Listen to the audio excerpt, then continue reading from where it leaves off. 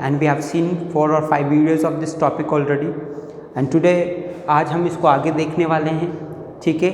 और हमने कई सारे मॉडल देख लिए थे, इंपॉर्टेंट मॉडल ऑलमोस्ट हमने कंप्लीट कर लिए थे। आज हम जिसकी बात करने वाले हैं वो modal need, dare, use to, इन मॉडल्स की हम आज बात करने वाले हैं कि कैसे हम इनको यूज़ करते हैं, कब इनका यूज़ किया जा सकता है, ठीक है। तो हम इनको भी देख लेते हैं, क्वेश्चन पूछा जा सकता है। तो आज हम पहले बात करेंगे नीड की। नीड का जो मीनिंग होता है आप जानते हो कि आवश्यकता, नीड मीन्स आवश्यकता। जब कोई किसी चीज़ की आवश्यकता होती है तो हम मॉडल नीड का यूज़ करते हैं। ये ध्यान रखना कि आपको मैं बता दूँ, ये एज अ वर्ब भी यूज़ होता है और मॉडल के रूप में भी इसे यूज़ किया जाता है। ये दोनों फॉर्म में यूज़ किया जाता है, मॉडल भी और वर्ब भी। इसी कारण से इसे क्या कहा जाता है, सेमी मॉडल कहा जाता है। लेकिन जब ये एज अ मॉडल यूज़ होता है तो ये किसके रूप में यूज़ होता है, नेगेटिव और क्वेश्चनिंग फ्रेम में यूज़ होता है, नेगेटिव और क्वेश्चनिंग फॉर्म में यूज़ होता है, ठीक है। कहने का मतलब है कि जब भी ये नेगेटिव में आएगा या तो ये क्वेश्चन के अंदर आएगा या फिर किसके अंदर आएगा, नेगेटिव सेंटेंस के अंदर आएगा जब इसका यूज़ होगा मॉडल के अंदर। अब बात करते हैं कि ये यूज़ कब किया जाता है, नेसेसरी और नेसेसिटी के लिए, मतलब आवश्यकता या आवश्यकता दर्शाने के लिए। लेकिन जब हम बात करें नेगेटिव की सेंटेंस के, क्वेश्चनिंग सेंटेंस की, तो इसका मतलब उसमें आवश्यकता की कमी हो गई, और आवश्यकता की कमी हो गई तो इसका मतलब एब्सेंस ऑफ नेसेसिटी हो गई। मतलब कि उसमें एब्सेंस ऑफ नेसेसिटी है, आवश्यकता की कमी है, आवश्यकता की अनुपस्थिति है। तो आवश्यकता की अनुपस्थिति के लिए हम किसका यूज़ करेंगे, नीड का। क्वेश्चन यहाँ पे कुछ एग्जाम्पल उसके थ्रू इसको समझने की कोशिश करते हैं कि क्या है example. You dash not go there, you need, आपको आवश्यकता है, नॉट गो देयर, वहाँ नहीं जाने की, आपको वहाँ जाने की आवश्यकता नहीं है। तो यहाँ पे एब्सेंस है किसकी, नेसेसिटी की, आवश्यकता नहीं है जाने की। अगर आवश्यकता होती तो हम क्या बोलते, यू मस्ट गो देयर। यह अगर अफर्मेटिव फॉर्म में होता, ठीक है, तो फिर हम इसमें किसका यूज़ करते हैं, मस्ट मॉडल का, कि तुम्हें वहाँ जाना चाहिए, जाना होगा, निश्चित है, तो यू मस्ट गो देयर। लेकिन एब्सेंस ऑफ नेसेसिटी, आवश्यकता की कमी है, तो हम यहाँ पे मॉडल नीड का यूज़ करेंगे, you need not go there.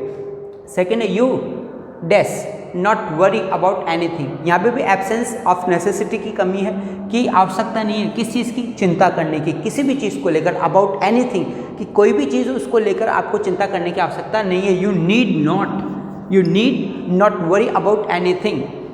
Third ले लेते हैं हम, यहाँ पे थर्ड है, क्वेश्चनिंग फॉर्म में है, I take tonic dash I take tonic. तो यहाँ पे स्टार्टिंग में क्या है, ब्लैंक है। अब इसमें नीड फिल करते हैं और देखते हैं क्या है, नीड आई टेक टॉनिक, कि क्या मुझे आवश्यकता है टॉनिक लेने की। तो जब आप क्वेश्चनिंग फॉर्म में या नेगेटिव फॉर्म में लेते हो और उसमें आवश्यकता की कमी को दर्शाया जाता है, एब्सेंस ऑफ नेसेसिटी को दर्शाया जा रहा है, तो हम मॉडल नीड का यूज़ करेंगे। अब डेयर की बात कर लेते हैं। डेयर का मतलब क्या होता है, डेयरिंग। जो पर्सन डेयरिंग होता है, जिसमें साहस होती है, हिम्मत होती है, कुछ भी कर दिखाता है, उसको हम डेयरिंग पर्सन बोलते हैं, और उसके अंदर डेयर होना आवश्यक है। तो डेयर का मतलब होती है हिम्मत, और हिम्मत के लिए हमने दूसरा वर्ड जो लिया है, करेज।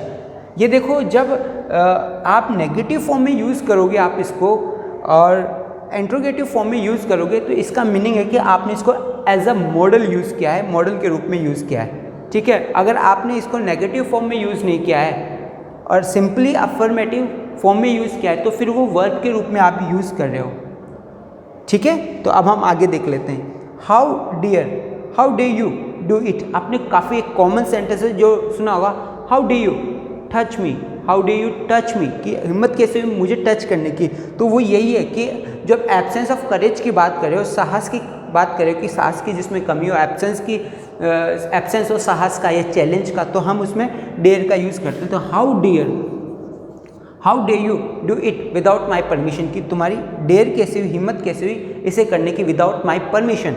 Second one, we dash not say so. तो अब यहाँ पे हम जो मॉडल यूज़ करेंगे, डेयर यूज़ करेंगे, we dare not say so, कि हाँ हमें डेयर नहीं है, हम ऐसा कह दें, कि ऐसा कहने की हमें हिम्मत नहीं है। तो नेगेटिव फॉर्म में है, इसलिए इसमें किसका यूज़ हुआ, डेयर का यूज़ हुआ। आपको ये दोनों मॉडल समझ में आ गए होंगे। अब आगे जो आपको मॉडल की बात करने जा रहा हूँ वो यूज़ टू है, वो देख लेते हैं, और एक और टू, काफ़ी सिंपल मॉडल है दोनों, वो देख लेते हैं। ओके, तो मैं आपको बता देता हूँ, इसको रफ कर देता हूँ ताकि आपको समझ में आ जाए।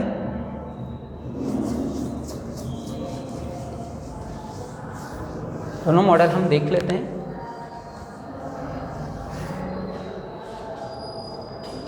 First use to, equal to would,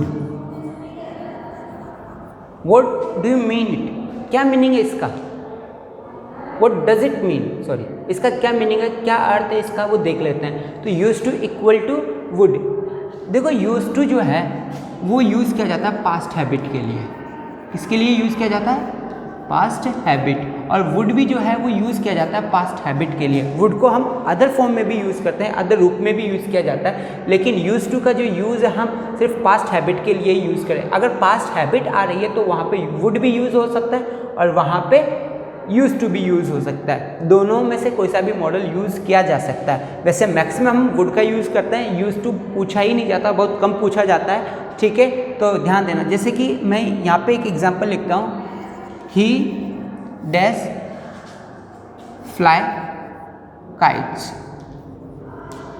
when he was young, when he was young, try to understand कि वो फ्लाई करता था, क्या फ्लाई करता था, काइट्स फ्लाई करता था, कब, जब वो यंग था। ये काइट फ्लाई करना एबिलिटी नहीं है, ये हैबिट है कि वो क्या करता था, काइट को फ्लाई क्या करता था, कब, जब वो यंग था, जवान था। तो इसमें आप किसका यूज़ करेंगे, यूज टू का, ठीक है। आप यूज टू भी यूज़ कर सकते हो और इसमें वुड भी यूज़ किया जा सकता है, दोनों ही करेक्ट है। तो he used to fly kites when he was young, या फिर हम बोल सकते हैं he would fly kites when he was young, कि वो फ्लाई किया करता था क्या चीज़, काइट्स, कब, जब वो यंग था। तो ये हमने बताया आपको एग्जाम्पल, आपको समझ में आ गया होगा, ओके। तो जैसे कि मैं यहाँ पे बताऊँ और आगे कि he used to drink wine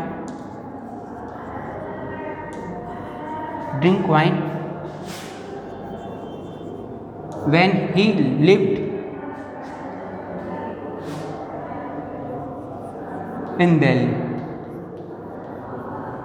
देखो क्या कह रहे हैं कि ही ड्रिंक वाइन, कि वो ड्रिंक करते थे वाइन, कब, जब दिल्ली में थे, दिल्ली में रहते थे उस समय वो क्या करते थे, वाइन ड्रिंक क्या करते थे, पास्ट हैबिट को बता रहे, कब, जब दिल्ली में थे। तो इसमें हम यूज़ करेंगे किसका, यूज टू। यूज टू का मतलब किया करते थे, क्या क्या करते थे, ड्रिंक क्या करते थे, ही यूज टू ड्रिंक, कि वो ड्रिंक क्या करते थे, वाइन ड्रिंक क्या करते थे, when he lived in Delhi, कब, जब वो दिल्ली में रहते थे। तो हम इसकी जगह वुड भी लगा सकते हैं, he would drink wine when he lived in Delhi, ठीक है। मैं सोचा करता था तो आई यूज टू थिंक, मैं रहा करता था आई यूज टू लिव।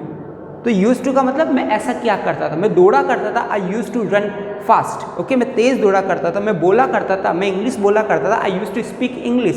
तो ये एग्जाम्पल है जो हमारे पास्ट हैबिट को दर्शाते हैं। वुड का भी हम यूज़ कर सकते हैं, ठीक है, आई वुड स्पीक इंग्लिश, तो मैं इंग्लिश बोला करता था, ये आपका सेंटेंस हो जाएगा।